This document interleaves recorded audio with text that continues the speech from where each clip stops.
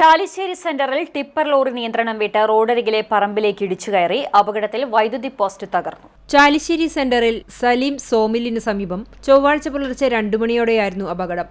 Lorry ഇടിച്ചുകയറി റോഡരികിലെ വൈദ്യുതി post തകർന്നു. കുന്നംകുളം ഭാഗത്തു നിന്നും കൂറ്റനാട് ഭാഗത്തേക്ക് വരികയായിരുന്ന ലോറിയാണ് അപകടത്തിൽപ്പെട്ടത്. നാഷണൽ ഹൈവേ റോഡ് നിർമ്മാണത്തിന്റെ ഭാഗമായി മണ്ണെടുക്കാൻ വരികയായിരുന്നു ലോറി. അപകടത്തിൽ ആർക്കും പരിക്കില്ല. ലോറി ഡ്രൈവർ ഉറങ്ങിപ്പോയതാണ് അപകട കാരണമെന്നാണ് പ്രാഥമിക നിഗമനം.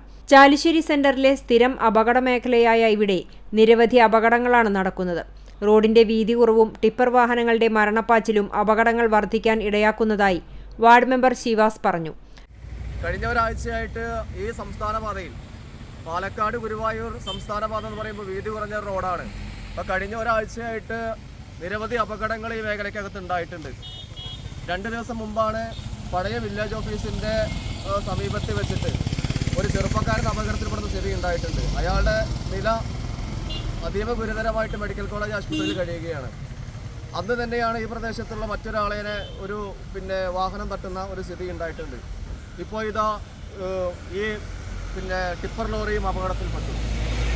ഈ പ്രദേശത്ത് ടിപ്പർ ലോറികളുടെ ഒരുപാട് എണ്ണം, വലിയ തോതിൽ ടിപ്പർ ലോറികൾ സഞ്ചരിക്കുന്ന ഒരു മേഖലയാണ് ഈ പട്ടാമ്പി കുന്നംകുളം മേഖല. ഈ റോഡ് മേഖല ഇടുങ്ങിയ റോഡായതുകൊണ്ട് വലിയ തരത്തിലുള്ള അപകടങ്ങൾ ഉണ്ടാകുന്നുണ്ട്. രാത്രികാലങ്ങളിൽ വാഹനങ്ങളുടെ വലിയ തരത്തിലുള്ള സഞ്ചാരം. ടിപ്പർ ലോറികളുടെ വേഗത നിയന്ത്രിക്കാൻ അടിയന്തര നടപടി വേണമെന്നാണ് നാട്ടുകാരുടെ ആവശ്യം. CCTV news Thrithala.